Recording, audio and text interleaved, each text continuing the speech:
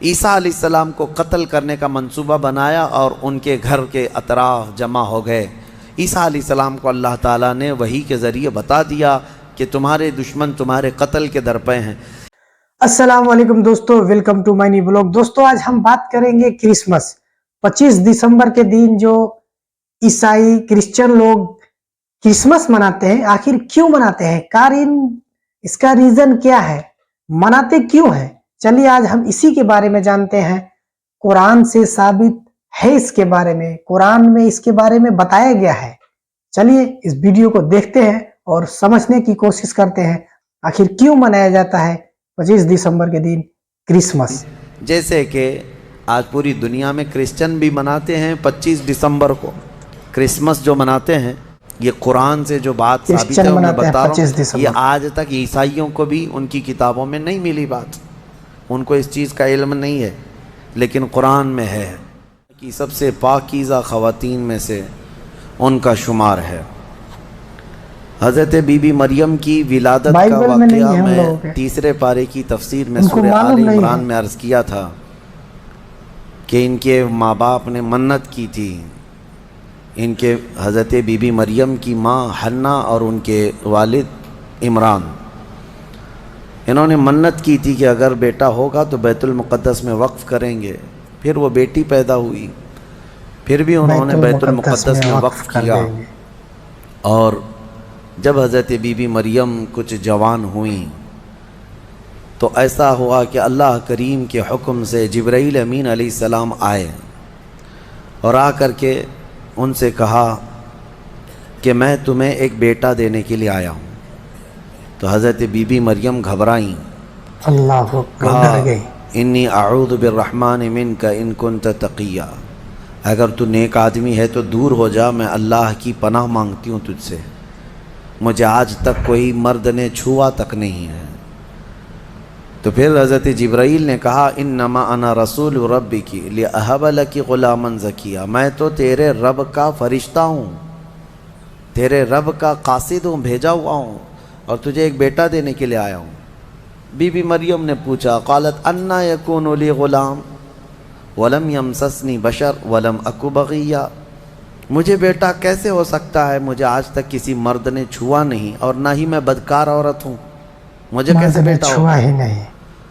قال کذالک، جبرائیل امین نے کہا ایسے ہی اللہ چاہے کر سکتا ہے، ہوا علی حین، قال ربک ہوا علی حین وقد خلقتک من قبل ولم تک ہوا علی حین ولنجعلہ آیۃ للناس، تیرا رب یہ فرما رہا ہے کہ یہ کام اس کے لیے بڑا آسان ہے، رب تعالیٰ کے لیے بڑا آسان ہے، اور تجھے بغیر کسی شوہر کے ٹچ کیے چھوئے ایک بیٹا دے گا اللہ تعالیٰ، تاکہ اس بیٹے کو اللہ اپنی نشانی بنا دے اور اپنی طرف سے اس کو رحمت بنائے، اور اللہ کا یہ فیصلہ ہے۔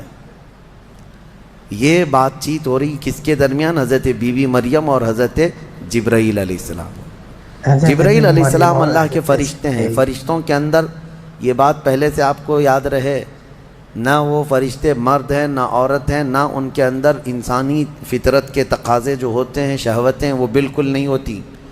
فرشتہ گناہ کرنا تو دور کی بات، گناہ کے متعلق سوچ بھی نہیں سکتا، اللہ نے وہ چیز ہی فرشتے کے اندر نہیں رکھی۔ فرشتوں کے اندر شہوت کا مادہ ہے ہی نہیں، خواہشات نفسانیہ بالکل نہیں، نفس ان کے اندر نہیں ہے۔ جبرائیل امین علیہ السلام جب ان کا اور حضرت بی بی مریم کا جو یہ کنورسیشن ہے، اس کو قرآن پاک میں بیان فرمایا رب تعالیٰ نے۔ اب اس کے بعد اچانک ہوا یہ فَحَمَلَتْهُ فَانْتَبَذَتْ بِهِ مَكَانًا قَصِيًّا، اچانک بی بی مریم حضرت جبرائیل امین کے پھونک مارنے سے حاملہ ہو گئی۔ صرف انہوں نے پھونک مارا، کون؟ جبرائیل امین علیہ السلام، پھونک مارا تو حضرت بی بی مریم کیا ہوئیں؟ حاملہ ہو گئی۔ اور جیسی وہ حاملہ ہوئیں تو ان کو خوف ہوا کہ اب قوم کیا کہے گی، تو وہ ایک آبادی سے بہت دور چلی گئی جہاں کوئی نہ دیکھتا ہو، اور وہ ایک گھنی باغیچے کے جو کھجوروں کے درخت وہاں پر تھے، اس باغیچے میں چلی گئیں۔ یہ ایسا نہیں ہے کہ یہ حمل 9 مہینے کا تھا، بلکہ یوں حمل ہوا اور پھر بچے کی ولادت بھی، زیادہ دن تک کا یہ حمل نہیں تھا۔ اللہ بہرحال جب حضرت بی بی مریم بچے کی ولادت کے آثار نظر آنے لگ گئے، قریب ایک باغیچے میں گئیں، وہاں کا تذکرہ بھی رب تعالیٰ فرماتا ہے فَأَجَاءَهَا الْمَخَاضُ إِلَى جِذْعِ النَّخْلَةِ، ایک کھجور کے درخت کی جڑ کو پکڑ کر کے وہ بیٹھی رہیں، اور پھر اس کے نیچے سے وہاں سے آواز دینے لگی اپنے رب کو کہ مولا میری حفاظت فرما۔ اور درد ایسا ہوتا ہے ولادت کے وقت کا، اس وقت کے الفاظ حضرت بی بی مریم کے قرآن فرما رہا ہے، وہ کہہ رہی تھی کنت نسیا منسیا، یہ درد سے پہلے میں مر گئی ہوتی، بھلا دی گئی ہوتی، کاش میں ان تمام چیزوں میں نہ ہوتی۔ عورت جو ہے اس درد کے وقت بہت ہی زیادہ فرسٹریٹ ہوتی ہے، بہت تکلیف دہ ہوتی ہے، تکلیف زدہ ہوتی ہے، اس قدر کہ موت کے وقت ہونے والی تکلیف سے تھوڑی سی کم تکلیف بچے کی ولادت کے وقت ہوتی ہے۔ ایک عورت کو یہ آسان چیز نہیں ہے، اس کی تقریباً 40 کے قریب ہڈیوں سے تو روح نکل چکی ہوتی ہے عورت کے جسم سے جب بچے کی ولادت کا وقت قریب آتا ہے، اور وہ موت کے منہ میں جا کر کے واپس آنا یہ معمولی بات نہیں۔ اسی لیے اللہ تعالیٰ نے قرآن میں اس کا ذکر فرمایا، وہ حمل یعنی عورت جو ہے حملہ وفصالہ 30 شہرا، یہ آیت ہے، اس میں اللہ تعالیٰ فرماتا ہے ووضعتہ کرہا، جب وہ بچے کو جنم دیتی ہے تو بڑی تکلیف کے ساتھ دیتی ہے۔ حضرت بی بی مریم کا بھی جب وہ وقت آیا تو وہ درخت کی جڑ کو پکڑ کر کے آواز دینے لگیں کاش میں اس درد سے پہلے ختم ہو چکی ہوتی، بھلا دی گئی ہوتی۔ تو رب تعالیٰ کی طرف سے آواز آئی اللہ تحزنی وقد جعل ربکی سریا، گھبرا مت اے مریم، تیرا رب تیرے لیے آسانیاں پیدا فرمائے گا، آسانیاں پیدا فرمائے گا۔ اس درخت کو ہلاؤ، پکی کھجوریں گریں گی تم پر۔ حضرت اللہ کی طرف سے حضرت بی بی مریم کو جو پیغامات آ رہے تھے یہ کیا تھے، یہاں پر بھی میں بتا دوں، اللہ تعالیٰ اپنے بندوں کو جو پیغامات دیتا ہے اس کے 3 طریقے۔ ایک وحی ہے جو نبیوں کو دی جاتی ہے، یعنی وہ وحی ہے، اس کو وحی کہتے ہیں، جو اللہ تعالیٰ کا پیغام نبی کو آئے۔ وحی کے بھی کئی طریقے ہیں، ڈائریکٹ اللہ تعالیٰ سے وہ کلام کر لیں یا کسی فرشتے کے ذریعے سے کر لیں، جیسے جبرائیل امین علیہ السلام جو لے کر کے آتے تھے اور نبیوں کو پہنچاتے تھے، یہ بھی کیا ہے، اس کو کیا کہتے ہیں، وحی، وحی ہے۔ اور اللہ کے ولیوں کو جو پیغامات اللہ کی طرف سے ملتے ہیں، اس میں فرشتہ تو نہیں آتا، لیکن اللہ تعالیٰ ان کو کچھ باتوں کی ہدایت دل میں ڈالتا ہے یا ان کے ذہن میں، دماغ میں وہ چیزیں اچانک اترتی ہیں، اس کو کہتے ہیں الہام۔ یہ وحی نہیں ہے، یہ کیا ہے، الہام۔ اور عام مومنین کے دلوں میں بھی اللہ ہدایت ڈالتا ہے، آپ کو خود بھی کچھ چیزیں سمجھ میں آ جاتی ہیں، یہ صحیح ہے یہ غلط ہے، یہ اللہ کی طرف سے دی ہوئی ہدایت ہے، اس کو القاء کہتے ہیں۔ ہے اللہ کی دی ہوئی ہدایت، لیکن اگر وہ نبی کو ہو تو وحی ہے، ولی کو ہو تو الہام ہے، عام مومنین کو ہو تو القاء ہے۔ اور کچھ کافروں کو بھی ہوتی ہے، کافروں کو جو چیزیں معلوم ہوتی ہیں اس کو استدراج کہتے ہیں، یعنی وہ بھی کچھ چیزیں معلوم کر لیتا ہے۔ بہرحال یہ ایک الگ بحث ہے۔ حضرت بی بی مریم کو یہ الہام اللہ کی طرف سے تھا، اللہ تبارک و تعالیٰ نے ان کو فرمایا کہ درخت کی یہ جڑ کو ہلاؤ، پکی کھجوریں گریں گی۔ کھجوریں گریں تو اللہ کا حکم ہوا فکلی وشربی وقری عینا، کھاؤ پیو اور اپنی آنکھیں ٹھنڈی کرو۔ درد زہ اس کو کہتے ہیں، بچے کی ولادت کے وقت ہونے والا درد۔ قرآن کے اعتبار سے اس درد کے وقت عورت کو کھجور کھانا چاہیے، کھجور سے افاقہ ہوگا، کیونکہ قرآن میں اللہ نے بی بی مریم کو یہ عطا فرمایا۔ وہ کھجوریں کھائیں اور اس کے بعد اب جو حکم تھا اللہ کا وہ کیا تھا، فَإِمَّا تَرَيِنَّ مِنَ الْبَشَرِ أَحَدًا فَقُولِي إِنِّي نَذَرْتُ لِلرَّحْمَنِ صَوْمًا، اگر کوئی آدمی تجھے نظر آ گیا بچہ ہونے کے بعد بچے کو دیکھ کر کے کوئی بھی اگر تم کو نظر آیا تو بات مت کرنا کسی سے. اس وقت چپ کا روزہ ہوتا تھا، یعنی خاموشی کا روزہ. ہماری شریعت میں نہیں ہے، لیکن پہلے کی شریعت میں چپ رہنے کا روزہ بھی ہوتا تھا. یعنی وہ جو ٹائم ہے اتنے ٹائم تک کسی سے بات نہیں کریں. یہ ہونا چاہیے، لیکن ہماری شریعت میں نہیں ہے. کاش یہ روزہ عورتوں پر ہو جاتا، بہت سارے لوگ محفوظ ہو جاتے ہیں. خیر، حضرت بی بی مریم کو کہا گیا کہ چپ کا روزہ رکھنا، اور کوئی بھی اگر بات کرے تو اشارہ کرنا اپنے بیٹے کی طرف کہ اس سے بات کرو، میں آج چپ کا روزہ ہوں. یعنی وہ اشارہ لوگ سمجھ جاتے تھے کہ روزہ ہے. تو حضرت بی بی مریم وہاں جب پہنچی تو درد ذہ کے بعد حضرت عیسیٰ علیہ السلام پیدا ہو گئے. وہ ایک پتھر پر جلوہ بار ہوئے، اور جیسے ہی پیدا ہوئے حضرت عیسیٰ علیہ السلام وہ پاک صاف تھے. کوئی دایا نہیں، کوئی نرس نہیں، کوئی نرسنگ ہوم نہیں. یہ اللہ تعالیٰ کی قدرت تھی. ایک صحیح سلامت بیٹا، اور وہ بھی اللہ کی نشانی بنانی تھی بغیر باپ کے.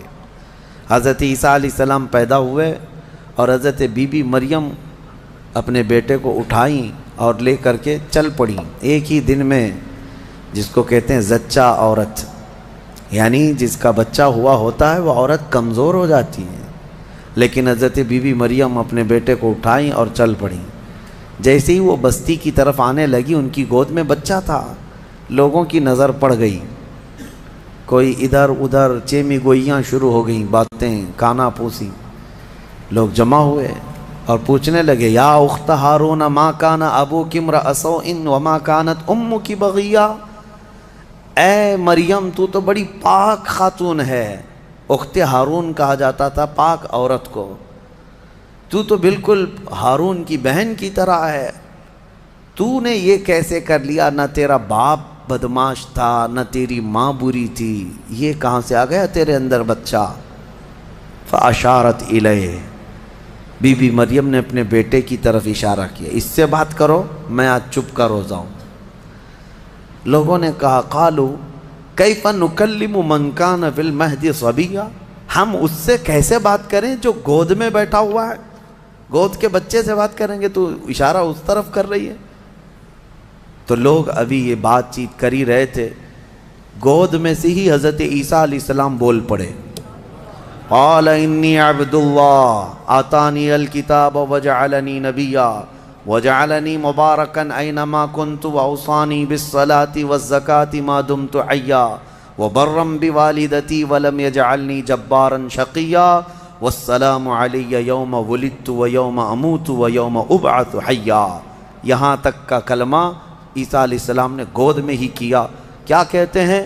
اے لوگوں، میں اللہ کا بندہ ہوں، انی عبداللہ، میں اللہ کا بندہ ہوں، اور اس نے مجھے نبی بنا کر بھیجا ہے. حضرت عیسیٰ علیہ السلام کو گود میں ہی نبوت ملی ہے، گود میں نبوت ملی ہے. اس نے مجھے نبی بنا کر بھیجا ہے. صرف نبی نہیں، وجعلنی مبارکا، اور مجھے برکت والا بنا کر بھیجا ہے. اور پھر مجھے اللہ نے یہ حکم دیا ہے میں جہاں کہیں پر بھی رہوں نماز قائم کروں، زکوٰۃ دیتا رہوں. جب تک میں زندہ رہوں نماز قائم کرتا رہوں اور زکوٰۃ دیتا رہوں، ان کی امت کی اور ان کی شریعت کی جو نماز رہی. اور پھر اللہ نے مجھے حکم دیا ہے کہ میں میری ماں کا فرما بردار رہوں اور اس کا نافرمان نہ رہوں. اور پھر آخری والا جملہ تو بہت امپورٹنٹ ہے ہم سنیوں کے لیے، جو عیسیٰ علیہ السلام نے کیا. عیسیٰ علیہ السلام کی ولادت کا دن، جیسے کہ آج پوری دنیا میں کرسچن بھی مناتے ہیں 25 دسمبر کو، کرسمس جو مناتے ہیں، الگ الگ روایتیں، واللہ عالم جو بھی ان کی پیدائش کا دن رہا. لیکن عیسیٰ علیہ السلام کا یہ جملہ بڑا امپورٹنٹ ہے. آخر میں اپنی گود میں انہوں نے کیا کہا؟ والسلام علی یوم ولدت ویوم اموت ویوم ابعث حیا. کہتے ہیں مجھ پر اللہ کی سلامتی ہو جس دن میں پیدا ہوا، جس دن میں پیدا ہوا، اور جس دن میں انتقال کروں گا، اور جس دن میں اٹھایا جاؤں گا، وہ سب ان سب دنوں پر اللہ کی سلامتی ہو. عیسیٰ علیہ السلام جس دن پیدا ہوئے وہ سلامتی والا دن ہے، تو 12 ربیع الاول کیوں نہ سلامتی والا دن؟ میرے آقا صلی اللہ علیہ وسلم جس دن پیدا ہوئے کیا وہ سلامتی والا دن نہیں ہے؟ اور ایک نبی خود اپنی ولادت کے دن سلام بھیج رہے ہیں اور یہاں کروڑوں امتی اپنے نبی کے پیدائش کے دن سلامتی بھیجیں تو یقیناً یہ قرآن کے حکم کے مطابق ہے۔ بہرحال یہاں تک بات ہوئی، اب چپ ہو جانا چاہیے۔ بچے کی زبان سے جب یہ باتیں سن لی، یہ معجزہ نہیں تو اور کیا ہے۔ اس کے بعد عیسیٰ علیہ السلام ایسا نہیں کہ گود میں ہی بولتے تھے، بس اتنا بولے اور خاموش ہو گئے۔ پھر جب بولنے کی عمر آئی بچوں کی تب آپ پھر بولنے لگے۔ اب عیسیٰ علیہ السلام کے متعلق اب سنیے، جب آپ پھر جوان ہوئے اور عجیب و غریب باتیں، ظاہر سی بات ہے اللہ کے نبی ہر زمانے میں پاک لوگ ہوا کرتے ہیں، پاکیزہ لوگ، ان کی زبان میں اثر الگ۔ پھر اللہ تبارک و تعالیٰ نے آپ کو جب نبوت گود میں عطا کی تھی تو جوان ہوتے ہی آپ نے تبلیغ اپنے دین کی شروع فرمائی، لوگوں کو ایمان کی طرف بلائے، ایک خدا کی عبادت کی طرف، آخرت کی طرف لوگ آتے رہے اور آپ کی طرف متوجہ ہوتے رہے۔ یہ زمانہ یہودیوں کا ہے، بڑے ڈینجر لوگ ہیں ہر زمانے میں، یہ یہودی بڑے ڈینجر ہیں۔ یہ ظالم جو ہے معمولی نہیں ہے۔ کیوں ان کے اوپر اللہ نے قرآن میں لعنت فرمائی ہے؟ یوں ہی نہیں، یہ ان یہودیوں نے تقریباً 10,000 نبیوں کا قتل کیا ہے۔ ہاں، جیوز لوگوں کو آج برا لگتا ہے میری تقریروں کو کوٹ کر کے بہت سارے جگہ، اس وجہ سے تو میری تقریریں لے کر اسرائیل والے بیٹھے ہیں، مجھے ویزا نہیں دیتے، مجھے اس سے فرق نہیں پڑتا۔ ہمارے لیے جو اصلی ویزا ہے وہ مدینہ طیبہ کا ہے، جب تک وہ دروازہ کھلا ہے ہماری روح جسم میں باقی ہے۔ اور میرے آقا صلی اللہ تعالیٰ علیہ وسلم کے عنایت سے، ان کے کرم سے ہمیں اتنا یقین ہے کہ اگر جانے کی طاقت استطاعت کہیں کی بھی نہ ہو، اتنا یقین ضرور ہے میرے اعمال کا بدلہ تو جہنم ہی تھا، میں تو جاتا میرے سرکار نے جانے نہ دیا۔ جب وہ جائیں گے اپنے غلاموں کو ساتھ لے کر جنت میں جائیں گے انشاءاللہ۔ یہودیوں نے اس وقت بھی نبیوں کی دشمنی کی تھی، اب عیسیٰ علیہ السلام کے دشمن ہو گئے۔ ان کو یہ تھا کہ ان کی طبیعت کے خلاف جب بھی کوئی بات کرے تو اس کے دشمن ہو جاتے تھے۔ یہودیوں کو یہ چاہیے تھا کہ ان کی طبیعت میں جیسی ہے ویسی شریعت ہونی چاہیے، الگ سے اللہ کے احکامات کو نہیں ماننا ہے، کتاب کے جو احکامات ہے اسے نہیں ماننا ہے، نبیوں کے احترام نہیں ہے، ان کو خود کی بنائی ہوئی شریعت چاہیے۔ بڑے امیر لوگ کچھ غلطی کریں تو انہیں معاف کرنا چاہیے، غریب لوگ کریں تو انہیں خوب مارنا چاہیے، یہ یہودیوں کی طبیعت تھی، یہودی یہ چاہتے تھے۔ عیسیٰ علیہ السلام جب جوان ہوئے تو آپ کی طرف لوگ ایمان والے بڑھنے لگ گئے، ان کو حواریین کہا جاتا ہے، جیسے میرے آقا کے ساتھیوں کو کیا کہتا ہے؟ صحابہ اکرام، صحابہ، اور حضرت عیسیٰ علیہ السلام کے جو ساتھی صحابی تھے ان کو حواری کہا جاتا ہے۔ یہ عیسیٰ علیہ السلام کے حواری، وہ بڑے مخلص لوگ آپ کے ساتھ تھے۔ 12 لوگوں کا تو ذکر آیا ہے اور 4 مشہور شاگرد ہیں، انہی 4 لوگوں نے حضرت عیسیٰ علیہ السلام کی پوری انجیل کو ترتیب دیا۔ یوحنا، لوقا، متی، مرقس، یہ 4، انہی کے 4 ناموں سے آج انجیل بھی، بائبل بھی ہے۔ تو بائبل یوحنا کو آج جان کہا جاتا ہے، یوحنا کو یہ بدل کر کے جان کہتے ہیں۔ متی جو ہے ان کو میتھیو کہتے ہیں، اور مرقس کو غالباً کچھ اور نام، مرکری و کچھ نام دیتے ہیں۔ اور یہ تمام جو عربی نام تھے یا عبرانی نام تھے اس زمانے کے، یہ عیسیٰ علیہ السلام کے 4 مشہور شاگرد ہوئے۔ اب عیسیٰ علیہ السلام کے معجزے میں آپ کو بتاؤں، اللہ تعالیٰ نے 3 معجزے آپ کو دیے تھے عیسیٰ علیہ السلام کے، 3 معجزے مشہور ہیں۔ پہلا معجزہ یہ ہے کہ وہ نابینا آدمی جو مادر ذات پیدائشی اندھا ہے، اس کی آنکھوں پر ہاتھ رکھتے تو اس کو آنکھیں آ جاتی، اور جو کوڑ کی بیماری میں مبتلا ہے، سفید داغ کی بیماری یا کوڑ کی بیماری میں مبتلا ہے، عیسیٰ علیہ السلام اس کے جسم پر ہاتھ پھیرتے تو وہ کوڑ کی بیماری ختم ہو جاتی۔ سفید داغ آج بھی لا علاج بیماری، کھجور کھانے کو کوڑ کی بیماری لا علاج ہے جیسے کہ مشہور ہے۔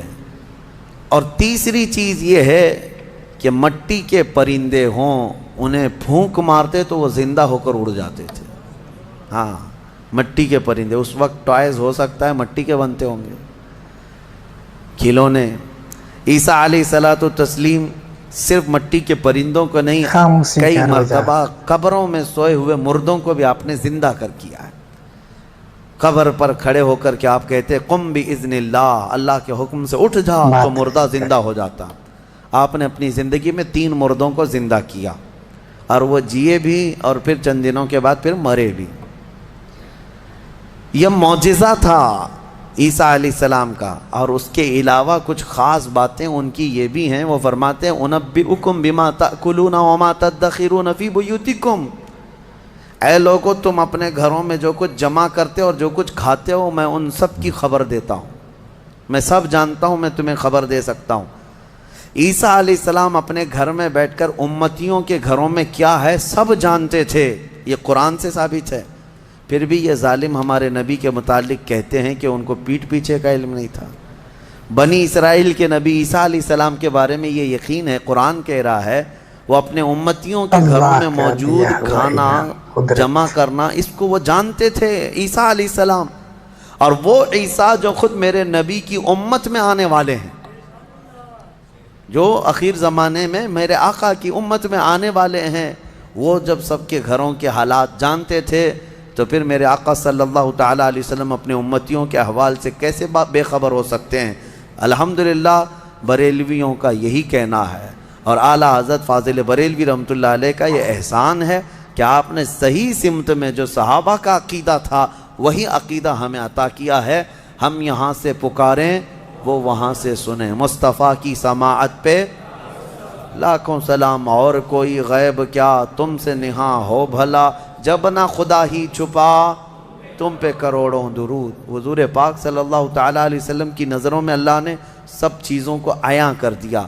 اب اس کے بعد ہوا کیا, یہ یہودی ظالم عیسیٰ علیہ السلام کے دشمن ہو گئے, کیونکہ آپ کا دین پھیلتا جا رہا تھا, عیسائی بڑھتے جا رہے تھے. عیسائیوں کی جب تعداد بڑھ گئی تو یہودیوں کو خطرہ ہونے لگ گیا کہ یہ اب پوری کی پوری حکومت ان کے ہاتھ میں چلی جائے گی, جو برسوں سے ہم لے کر چل رہے ہیں. تو انہوں نے حضرت عیسیٰ علیہ السلام کو مارنے کا پلان بنایا. جیسے پہلے نبیوں کو مارتے تھے پھر انہوں نے مارنے. آج آپ کو یہ لگ رہا ہوگا کہ عیسائی اور یہودی مل چکے ہیں, یہ جھوٹی ملاقاتیں ہیں ان کی. یہ صرف اور صرف اسلام کی دشمنی میں دونوں اپنی جنگوں کو ٹھنڈی رکھے ہیں, ورنہ ہر زمانے میں سب سے زیادہ خطرناک لڑائیاں عیسائیوں کی اور یہودیوں کی ہوئی. قرآن نے بھی کہا ہے. ابھی اگر میں کہوں تو لوگوں کو عجیب سا محسوس ہوگا, ہٹلر کا ظلم کیا تھا, یہودیوں کے خلاف تھا. اور بیت المقدس میں ہرکیولس جس کو ہرقل کہا جاتا ہے, اس نے تو توڑ کر کے اینٹ سے اینٹ بجا کے رکھ دیا تھا. ٹائٹس ایک بادشاہ گزرا عیسائیوں کا, اس نے تو پورے یہودیوں کو ختم کر رکھا تھا, خون سے نہلا دیا تھا پوری زمین کو. بہت مرتبہ ان کی لڑائیاں ہوئی, اور جب یہودی پاور میں آتے عیسائیوں کو مارتے تھے. یہ جنگیں تو چلتی رہی ہیں کتنے سالوں تک. وجہ بھی ہے جنگوں کی کہ انہوں نے شروع کیا, یہودیوں نے عیسائیوں کو برباد کرنے کے لیے. انہوں نے پہلے کیا کیا, ان میں گھس کر کے ان کے عقیدے کو چینج کیا. پہلے عیسائی ایمان والے تھے, عیسیٰ علیہ السلام پر ایمان رکھتے, اور عیسیٰ علیہ السلام کو اللہ کا بیٹا نہیں اللہ کا رسول مانتے تھے, اللہ کے رسول ہیں وہ. یہودیوں نے انہیں گمراہ کیا, پادری بنا بنا کر کے انہیں میں گھسا دیا کہ وہ پادری ایسے چرچوں میں گئے جہاں جا کر کے انہوں نے بائبل کو اپنے انداز سے شرح لکھنا شروع کیا کہ اس کا مطلب یہ ہے, اس کا مطلب یہ ہے, اور پھر بعد والی جنریشن نے اس کا عقیدہ بنا لیا. یہ یہودی اسی طرح سے ہماری امت میں بھی گھس گھس کر کے فرقے بنائے ہیں. ان کا کام یہ ہے ہر زمانے میں, اور یہ میں ہوا میں نہیں بول رہا ہوں, باضابطہ انہوں نے یہ سب کام کر کے کتابیں بھی لکھی ہیں کہ ہم نے یہ کیا ہے, اعتراف کیا ہے. مارکیٹ میں آج کتابیں ملتی ہیں یہ جو کرتے ہیں, اور اس کے بعد اعترافی کتاب بھی لکھتے ہیں کہ ہم نے یہ کام کیے ہیں. بہرحال عیسیٰ علیہ السلام کو قتل کرنے کا منصوبہ بنایا اور ان کے گھر کے اطراف جمع ہو گئے. عیسیٰ علیہ السلام کو اللہ تعالیٰ نے وحی کے ذریعے بتا دیا کہ تمہارے دشمن تمہارے قتل کے درپے ہیں. عیسیٰ علیہ السلام اپنے حواریین سے رات میں ملاقات کرتے ہیں، ان کو دین کے ساری باتیں پیش کرتے ہیں، اور جو انجیل تھی جس کو یہ بائبل کہتے ہیں وہ سب اپنے شاگردوں میں تقسیم کر دیا، اور سب کو الگ الگ جگہ جانے کا حکم دیا کہ تم فلاں جگہ چلے جاؤ، تم فلاں جگہ چلے جاؤ، تم فلاں جگہ چلے جاؤ. اور پھر سب کو یہ اپنی آخری وصیت میں کہا میں اللہ کے حضور جا رہا ہوں. یہ ان کے آخری پیغامات تھے اپنے شاگردوں کو، اپنے صحابہ کو، اپنے حواریین کو کہا.